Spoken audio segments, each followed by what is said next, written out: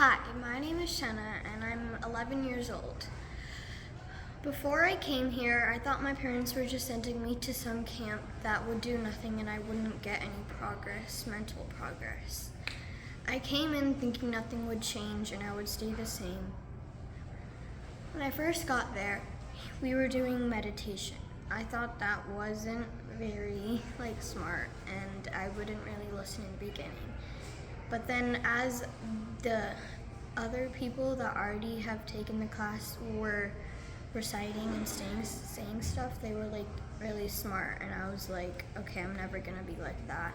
And then coach said that we could also be like that in 1 or 2 days. And I didn't believe him either. And so I was just like, okay, this is no use. I'm just gonna tell my parents I don't wanna go. On the second day, he taught us ways to memorize, and in a few minutes we would be able to learn the first 100 digits of pi and other smart stuff like that, which I thought was actually impressive that I thought I could never do. It was really inspirational and I learned a lot of speeches and a lot of stuff from this camp, and I am actually happy now that I'm leaving, and I knew that something has happened, and I'm excited to show my progress in other things in the future.